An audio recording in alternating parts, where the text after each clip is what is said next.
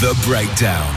Bristol Rugby's official podcast, powered by Sam FM. Hello and welcome to the second ever edition of The Breakdown, the official Bristol Rugby podcast. Hello, it's Downsy here from the Sam FM Breakfast Show, and my special guests for this episode. Please welcome to the studio none other than GT and Soz, the engine room of the pack. You have different nicknames for each other, don't you? Yeah, well, GT's commonly known as Long Arms. He's dragging his knuckles along the ground all the time.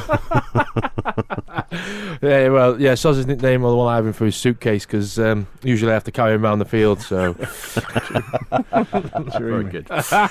Still to come then, Kyle Trainer's 24-hour audio diary. What does he get up to in a day? We'll find out later. I take the Ultimate Laws Challenge with team manager John Harrison, and 10 questions we ask everyone with everyone's favourite Bristolian, Jack Tovey. All still to come on episode 2 of The Breakdown. This is The Breakdown. But first, looking at the big 5 stories from the last 7 days, joining me, chief sports writer from the Bristol Post, it's Mr. Steve Cotton. Hello, sir. Hi, Downsy. There was quite a lot of Twitter banter about beard chat, as it's been known. I have to say, I'm now having to grow it for a television programme that I'm going to be filming, where I have to sit in front of a barber for half an hour to talk to them about my life, and there's not enough hair to go, so the beard's really coming on.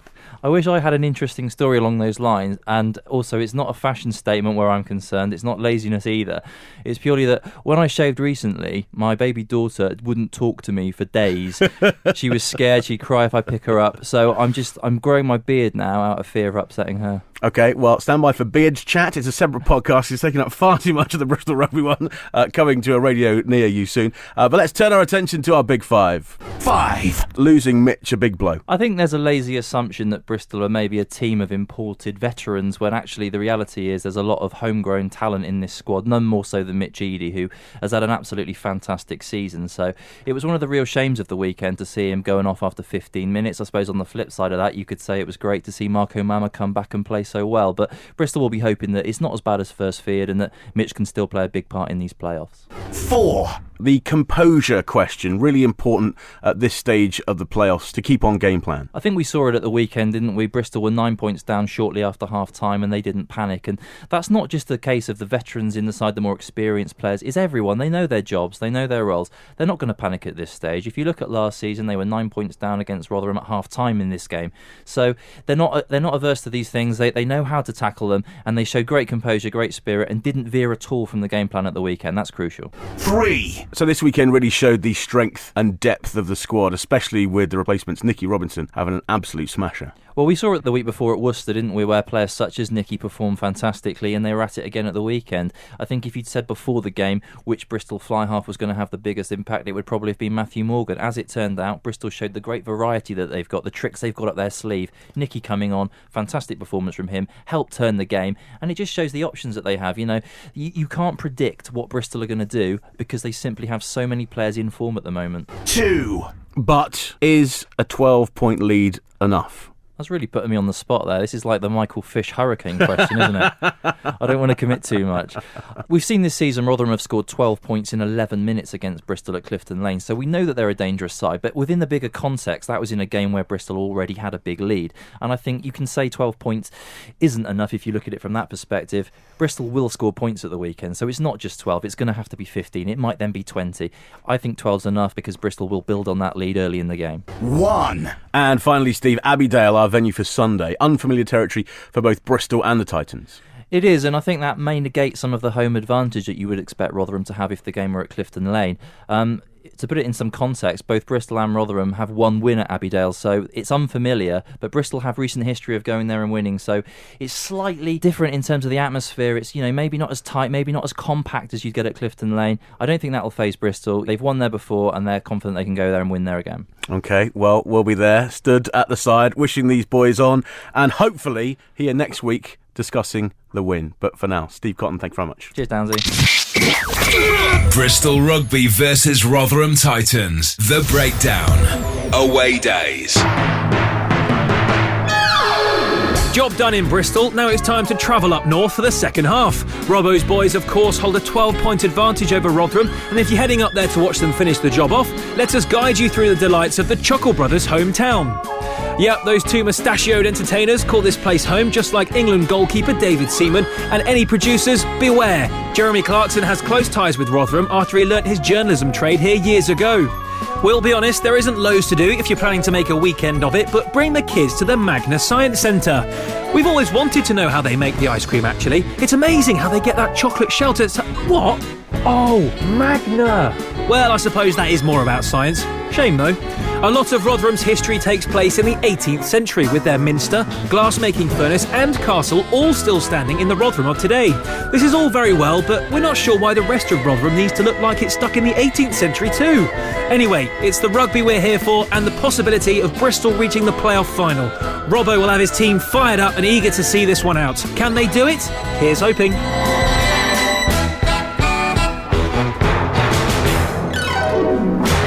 I'm quite new to it, so I'd love to see him up against like the newer, bigger players like George North and stuff like that. The Breakdown. So back in the studio with GT and Soz. So is that kind of wet the wick for the weekend then? Do you get nervous? Do you get the sort of butterflies thinking about that game on Sunday? No, I don't think so. We'll be quietly confident going up there. We've got a lot of respect for Rotherham. They're a good team. They showed it on Saturday at Ashton Gate.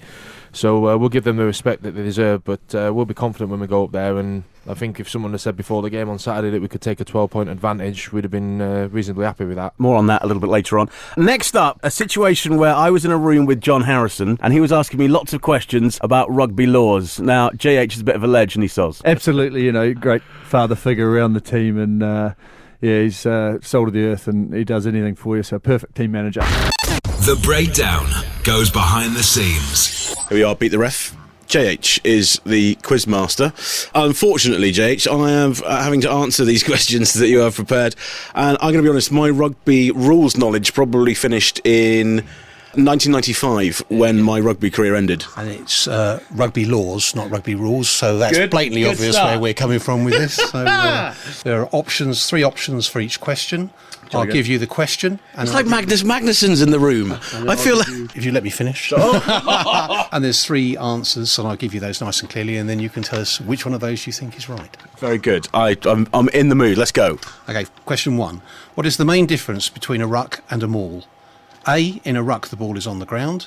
B, in a maul the ball is on the ground. And C, there are more players involved in a ruck. That, I think you've started off easy there. I am going to go for... What was A again? A is in a ruck, the ball is on the ground.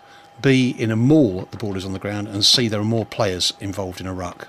I'm going to go for A, in a ruck, the ball is on the ground. I accept your answer. Yes, 1 from 1. Good. Number two.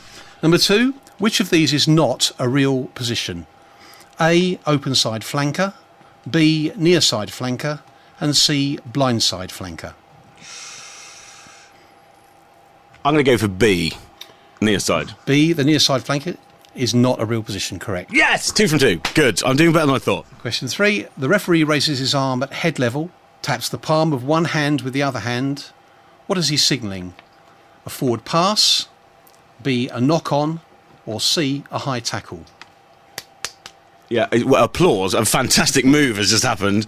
No, it's got to be a knock-on. It is. It's B, knock-on. Yes! 3 from 3. Are you surprised I'm doing this well? Oh, you're doing... Well, not really, because you spend a lot of time on the touchline watching Bristol Rugby, and one would have thought by now that you'd have picked up most of the laws. Oh, God. Number four, which of the following are you allowed to do at a ruck? A, join at the side. B, stamp at the ball. C, handle the ball. Has to be C, handle the ball. You definitely can't stamp at the ball. You definitely can't stamp at the ball. You definitely can't handle the ball in a ruck. The ball's on the floor. The only way that you can play the ball is with your foot, and therefore stamping at the ball is the correct answer. Oh, God, right. Wasn't thinking. Got lost. Got too confident there. Overstepped the mark. Yes. Easily done. And referees do it and players do it. This relates to shirt numbers. What number does a tight head wear? A1, B2, C3. C3. Are we now naming characters in Star Wars? It is. The tight head normally wears 3. How many metres must the ball travel at a kick-off? At least 20 metres, at least 10 metres, at least 15 metres. I'm confident with A, at least 20. And that's incorrect. Because it must travel at least 10 metres at the kick-off. That's why there's a dotted line there at the kick-off to help you out with that. Oh, God. It's just descending. Great start. Yeah. Unfortunately descended into nonsense. How many sin-binned players on any one team does it take for a game to be forfeited? A, as long as there are 5 in the scrum and there is a scrum half to put the ball in, that is all that is legally required. B, 6 sin bins. C, there is no limit to the number of sin bins. I don't think there's any limit to the number. The answer is actually A. As long as there are 5 in the scrum and there's a scrum half to put the ball in, that is all that is legally required for the game to continue. Really? Right, after all of that, I sort of lost score. The score is unimportant. I don't think the score is important. It's people just need to learn the laws, read the laws, understand the referees making very difficult decisions out there. At the moment, then, you think Nigel Owens has got no worries for being replaced by me? Who's Nigel Owens? The Breakdown, Bristol Rugby's official podcast, powered by Sam FM. So to the main event then, it's Glen Townson and Mark Sorenson, our big guests for today. And when I say big, I mean you are fairly sizable gentlemen, aren't you? Yeah, I've got a big upper half. That's about it. So let's take a look back at the game from Saturday. It was seat of your pants stuff, wasn't it, Soz? I think, yeah, you've got to remember there's 2 teams out there, and they're a formidable side. Certainly up front, they're going to be a nuisance at the breakdown all the time, and it's in the first 40 minutes, we were probably to blame for our behaviour and discipline a little bit, and we got that right. We turned that around in the second half, and we got a real we got a flow on, brought our set piece into the game, and we were able to use our power, that ascendancy that we had, and that's what ultimately got us across the line and got us a 12-point lead. One of the things that you guys are accused of on a fairly frequent basis is not waking up until a certain point in the game. Do you think that's a fair criticism, GT? Yeah, I'd probably say for the majority of the year we've had some of those games where we've had a good 20 minutes here and then a poor 20 minutes. We've probably not quite put a full 80-minute performance in, bar maybe like Worcester last week, where we sort of stayed with it for the majority of the game. And I think when you get to these playoff games, we probably can't afford to do that anymore. I think the weekend just gone, probably the only weekend where we get away with it, and hopefully that's out of the system now, and going forward into this week we won't have any lapses like that again. So we're confident that we've got the fitness to kick on, but if we allow teams to get a too big a lead against us, it might be too much for us to come back. So we've got to make sure mentally that we're at the races for the second leg. Looks like Mitch is going to be out for a couple of games then, so we hear. How much of a loss is that to the squad? Oh, he's had an outstanding season, Mitch, and a local boy, and he's passionate about the town and the club, and he wears that jersey with so much pride every time he puts it on. So whoever replaces him this weekend's going to have to really, he's got some big boots to fill, and it's tough for Mitch, young fella getting an injury like that. He hasn't had too many. He's played so many minutes for us this year. So, but he'll still be around the group, and hugely influential that he stays close to it and part of it, and he's been magnificent for us the whole year. During half time, I guess what we do is slightly different. I climb down from the press gallery, have a bovril, catch up with Whitey, have a look at some of his pictures, have a wee. I guess it's slightly different for you guys. What was sort of going on in the changing rooms during half time? No, that's much the same as us, mate.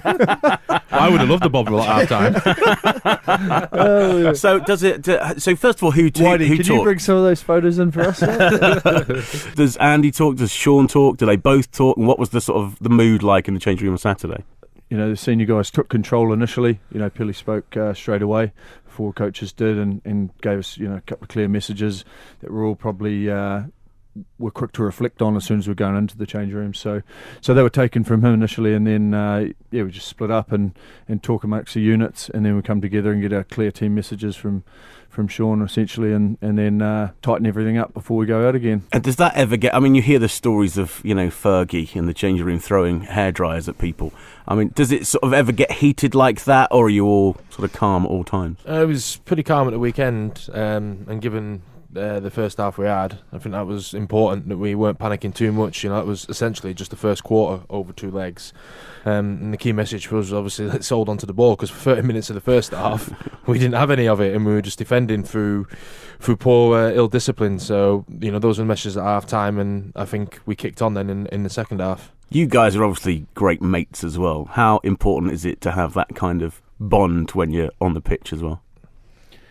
Yeah, it's super important that that I think we all get on, and guys are always spending time outside training with each other as well, and it's key to the game of rugby, because that's the culture of it, and you need to be able to rely on your mate next to you, and all those cliches that come along with rugby games and winning rugby games. But certainly at this time of year, it's huge that we've got the utmost respect for everyone that's wearing the jersey and not been lucky enough to be selected. So there's a great buzz around the team at the moment, really is, and guys have been putting in good performances for the last sort of 3 or 4 weeks leading up to it. So it's been tough for the coaches to select the side. So, but yeah, to fall back on sort of friendships and relationships is a huge part of the game. For me, it's the first away game that I shall travel to on Sunday. What I want to pick. You're choppering in, are you? Just the 3 hours up, I've yeah, got yeah. arrive in the Sam FM helicopter. So how important is it to you as players that we get as many people there as possible? What difference does it make when you hear that 16th man? I think it's huge. Last year when we went away to Abbeydale, I felt like we were almost playing a home game with the amount of Bristol supporters that we had up there, and to have them behind you, particularly when times are hard, it's huge because it just gives you that lift that you need. And I know it's an old cliche that you say they're having the 16th man, but it really is. And to see them last year come on the pitch afterwards and the buzz that they had, because they've got so much pride in Bristol and stuck by Bristol for a long time. It's great to have that support with us, and it does mean a lot to the boys, and it is very noticeable. Yeah, I think I should take a cut of the marketing team's salary. Actually, I was walking around the Dolman Bar after the game and trying to fire everyone up to get up there, and I think I talked a few people into doing it, whether they'd had too many ciders at the time or not. But I think the underwriting flow was definitely that many people were trying to get up there as they could. Obviously, they've got to manage work and call in sick and all that sort of things. I've just put 2 new front tyres on my car, which cost me over 250 quid, which is a pain. So I want to save that. Any chance I can get a lift with you guys on the bus? Is there a little room in the back we've for got me? roof racks on there. Roof rack would be great. Yeah, that'd be absolutely brilliant. Listen, fantastic luck. We will talk more about the impending game a little bit later on. First of all, here's 10 questions we ask everyone. Sum me up Jack Tuvey in 2 words, Soz. Longest in the shower. GT, can you come back from that? No, I don't think I could come up with a better one than that. That's exceptional. Okay, well, here with the longest in the shower, with 10 questions we ask everyone, here is Jack Tuvey. 10 questions we ask everyone. Name. Jack Tuvey. Age. 24. Hometown. Bristol. Occupation. 13. What is your proudest sporting moment? I'd probably say making my debut for Bristol. It was about 6 years ago. So, yeah, a bit of a young part then. Whose life would you like to live for a day? Maybe Leonardo DiCaprio. He seems to kind of got it all figured out. Who's your sporting hero? Bit controversial, but I'll probably have to say Paul Scholes. A bit of a football fan. Yeah, a bit of a soft spot for the little ginger. What's your karaoke song? I mean, I'm not really the greatest singer, to be honest. I'll probably have to go... Yeah, we'll go Ed Sheeran, actually. We'll go, thinking out loud. What is your most treasured possession? Probably my PS4. What is your most embarrassing sporting moment? I've had a couple of clangers. I probably have to say a couple of seasons back against Birmingham Bees. Kind of went to pick the ball up in the corner, kind of fell over, and they ended up touching it down in the corner, so probably have to say that. If we came for dinner, what would you cook us? I would probably cook fajitas. Kind of got that on lockdown. It's a bit of a go-to, like. If you weren't a sportsman, what would you be? Probably a professional golfer. A bit of golfer in the spare time, so yeah, that'd probably be that. What is your number one pet hate? I'd probably have to say vulgar language in public. What is the best thing about Bristol Rugby? Camaraderie. 10 questions we ask everyone. Sam FM. The Breakdown. Half time. And joining me as ever is matchday announcer Slick, aka Richard Pitt, and Bristol Rugby TV's Tom Vo. Slick, you have watched more games of Bristol Rugby than I care to mention. Your thoughts on Saturday's game? I think we played as well for the last 20 minutes as we did badly for the first 60.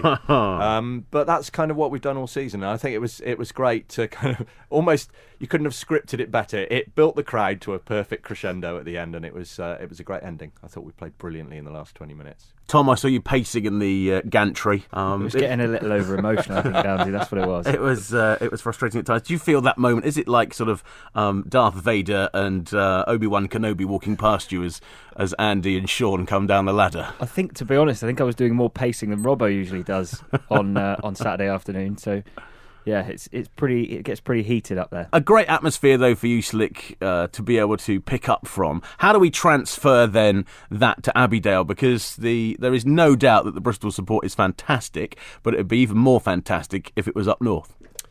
Yeah, I mean, we went last year. It's kind of it's a repeat of exactly what happened last year. We went up with a much smaller lead in the semi-final of the playoff last year, 3 or 4 points. But it's a strange little ground. There's not much there. So I think the away support makes even more of a difference in a ground like that than it does in a big stadium, to be honest. I think you can kind of hear little pockets of Bristol supporters all the way around the ground making a noise, which is always really good. And for people that have never travelled away before, people like me, for example, how can people get involved, get up there? Where's the info? The Supporters Club and the club have got together and are running coaches. The Supporters Club do that throughout the season, but when it really counts, for members of the Supporters Club, it's just a £5 to get on a coach to Sheffield, and for non-members, just a £10. They're collecting from Templemead Station, from Horfield Common, and myself. I'm picking it up from the A38 at Aztec West. The best way to book a seat on that coach, and I think when I saw them after the match on Saturday, they got about 120 people on those coaches alone already. Admin at brissupportersclub.co.uk. Perfect. In the big run-up to it, not only have they got a fantastic podcast to listen to whilst they are on that journey up to Sheffield, but also some fantastic Bristol Rugby TV to watch too. Yeah, so we've got the highlights from the weekend. They can tune into the YouTube channel, Bristol Rugby TV. Just search that and you'll find all of the latest stuff. We'll also be doing our weekly roundup with forwards coach this week, Danny Wilson, somewhat fittingly after their outstanding performance this weekend. Coach's Corner with Matt Sherratt. He'll be reviewing some of the sort of key points from this weekend's game as well. And we'll be recording our first Sean Holly cam. So if you're not lucky enough to be going up to Abbeydale this weekend, you'll be getting an insider's look at Bristol Rugby on an away day from first team coach Sean Holly. Have a look up on YouTube, Bristol Rugby TV. Follow us on Twitter as well, at Bristol Rugby TV. Keep completely up to date with what's coming out. And you've reached some milestones in terms of numbers this week as well. Yeah, so we hit 1,750 subscribers and over 1,000 followers on Twitter. So it's all ticking along nicely. Get involved and get tweeting us. We love hearing from you, and it's all for the fans ultimately. So yeah, get in touch. Good stuff, boys. We'll see you at Abbeydale. Bring the Bovril. This is the Bristol Rugby Breakdown Podcast with Sam FM. Win stuff for free. So time to win some free stuff now then. It is a signed Bristol Rugby jersey, and all you need to do is tell us what you do in yours. Send it to at SamFM Bristol, hashtag it with We Are Bristol. So boys, what do you do in yours? Travel down the M5, go down to Croyd when the charts are looking good for some waves and take some steep drops. Bit of a surf dude. Like to get in as much in as I can, Downsy. Gnarly. Can you hang down? I can. Good man. GT? Well, I can't take any steep drops. I've failed miserably once. We were going with Soz, but yeah. At least you're a good swimmer, mate. With those long arms, you're a good swimmer. Oh, that's it. Yeah, but I got caught trying to swim out for half an hour, didn't I? But I think I recall. Go on without me. Go on without me. I'll be okay. They find me back in the car with a cup of Bovril. No, I spent most of my time burping my 5-month-old and changing nappies, Downsy. Right. The joys of life, but no, she's awesome. So no, it's great doing that. Last night I spent a bit of time in the bathroom with the shower on full pelt to get a little bit of steam in there because she's struggling at the minute with a cold. So that was enjoyable at 3:30 in the morning. But you know, these things have to be done. It was the first time she was there actually at the weekend at the game. So maybe she's a good luck charm. We did win by 12, so awesome. Might have to get her to come up next weekend as well. What do you do in yours for the chance to win a signed Bristol Rugby jersey? Just tweet us. We are at SamFM Bristol. Hashtag it with We Are Bristol and send us a picture of you and your stash. The Breakdown. Everything means everything for me for them to go up. I've been following them for years, and hopefully this is the season where you go up. The Breakdown. Bristol Rugby's official podcast, powered by Sam FM. So still to come, our fan challenge. 2 of your teammates take on 2 of the fans. You guys did this as well. How proud were you of your achievements? Well, 1 out of 10 ain't too bad, I suppose. Well, whatever it was. Well, at least you've got an excuse because you've already been here just over a year, haven't you? Whereas I've been here 3.5, so my 1 out of 10 was pretty miserable, really, I think. Yeah, how tall's the suspension bridge? 180, isn't it? Make /750. Make sure you catch the future episodes of The Breakdown to hear these guys embarrassing themselves. But right now, let's spend 24 hours in the company of Kyle Trainer. This is The Breakdown. Hi, I'm Kyle Trainer, Bristol Rugby loosehead prop. I'm going to do an audio diary for you guys, giving you an insight into our day. It's currently 7 o'clock in the morning. I'm not long out of my bed, preparing for a training day in the lead up to a game at the weekend. I'm about to have some breakfast. If we're going straight into a rugby session in the morning first thing, I like to have some egg protein in me. So that's what this morning we're doing. We've got a rugby session first up, so I'm going to have a plain omelette this morning for breakfast and a green tea just to get some food into me before training. I had my breakfast at 8 o'clock. I normally pack my kit up the night before, so I don't have to rush around doing that. It's just a habit I've done since I started as a professional. So basically today we're training down at Ashton Gate, which is slightly different for us. We normally train at Cribbs Causeway at Clifton Rugby Club. Obviously we come to the end of season now, and the coach are just trying to keep things a bit fresher. And obviously Ashton Gate, as most of you probably seen, is an absolutely world-class pitch. So we're fortunate enough that the groundsman's let us on there to a training session today, and we have a bit of media stuff to do first. So we've got our team photo, which we have at 9 o'clock. So we're heading down to Ashton Gate, having a team photo, and then we're doing a training session. So I just got down to Ashton Gate. Lovely coffee from the guys at Boston Tea, always look after us rugby players in there. What we'll do now is I'll spend the next half an hour just sort of getting my body prepared. A series of immobilisation, sort of hip, glute, lower back, mid-thoracic, a bit of a shoulder warm-up just to make sure my body's firing. It's more of an injury prevention type thing. Obviously it's a long season, so you do get niggles and bumps, and this has found my way of getting myself prepared for sessions, through a bit of trial and error over the years. That tends to work for me. So just finished training. That's 12:45. Obviously showered up and put some clean clothes on. So probably the afternoon, we have lunch provided by the club for us. So obviously we'll get our nutritional objectives in for that, and obviously sit and enjoy each other's company. And we've got most of the afternoon off now, which is pleasing. But most boys in this period will now get a bit of massage. If they've got any aches and pains, get some physio treatment. Myself, I'll go and see the club osteopath just to have a bit of work done by him, and a bit of a crunch and a crack in my back and neck, which is really good for how I want my body to feel going into some tough games. Now I'm heading up to David Lloyd to do a bit of pull recovery. It's something I like to do, just to take the pressure off the legs, makes you feel a bit better, freshens you up, get a bit of mobility through my hips.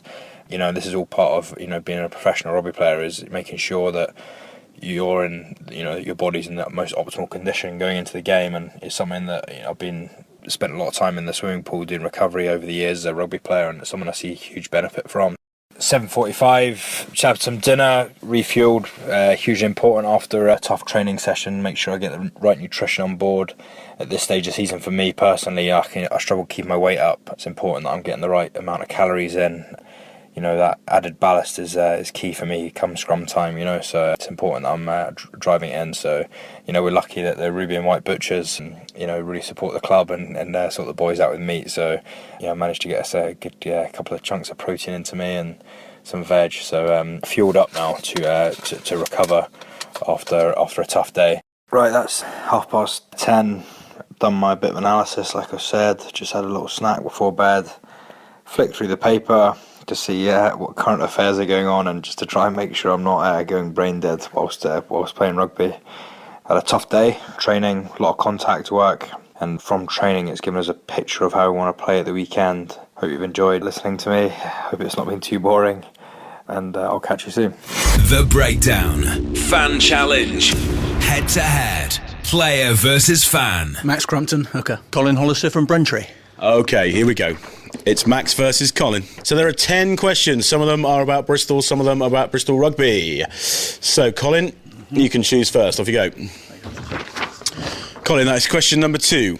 Ashton Gate hosted a fixture in the 1995 Rugby World Cup, but which 2 teams were involved? I've got a clue. New Zealand, Tonga. Oh, no points there. Max, you're on. Which 2 motorways would you travel on using the most direct route between Bristol and London? M4, M5. M4 and 32. No, I don't go that way. You don't go. Which? No. Did it take you a long time to get there? M25. M4 or M5, M4, M5, M4 is correct. Good. Okay, okay, good. Goodsies. It's the most direct route we're looking for, but no point scored there, unfortunately. Right, Colin. It's number 10. Okay. The county ground is home to which sport? Cricket. It is the right answer. First off the mark there with a point. Max, your chance to choose. Here we go. Okay, number 3. Oh, God, it's another road question. We've got absolutely no chance, have we? God, dear. At the top of which street will you find the Wills Memorial Building? I have no idea. How long have you lived in Bristol, Max? 8 months. Okay. 6 months. Good. I have no idea. Oh, time is up. It was Park Street. Park Street, unfortunately. Oh, dear, oh dear. Okay, Mr. Colin, it is number 6. This is a Bristol question. Which major Bristol attraction has the postcode BS1 6TY? Think about it. BS1? Suspension bridge? Sounds a little bit Nazi. It was the SS Great Britain. Okay. Right, Max, you're on. 7. Ryan Jones was Wales's all-time most capped captain until the 2015 RBS Six Nations. Which player surpassed his record? No. Alan Jones, is it? Is that wrong? This is your bread and butter. No. I'm English. I'm not Welsh. I'm English. No, can't give it to you. No. Sam Warburton. Here we go, Colin. Make it an easy one, please. It is number 9. Which current Italian international made one appearance for Bristol during the 2013-14 season? George Biaggi. Is the right answer. 2-0 up now. 2-0, Mr. Crumpton. Here we are. That is number 8. Good luck with this. Between 1980 and 1989, Alan Morley established a world record for tries in senior rugby. Did he get more or less than 460? More. Is the right answer. 479. Give him a round of applause for the first correct answer so far.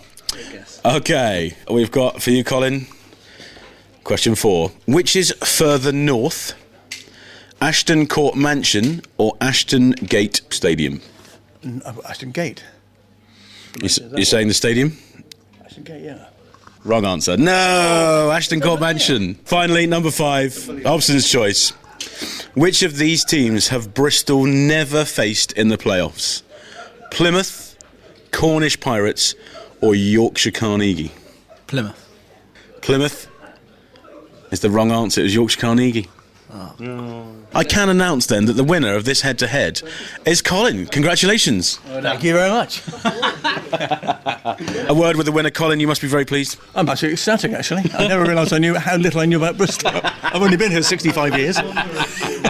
Oh, Max, what can we say? You're a newbie, though, aren't you, still? Yeah, I got hit with the hard questions. We gave him the easy ones, didn't we? The Breakdown.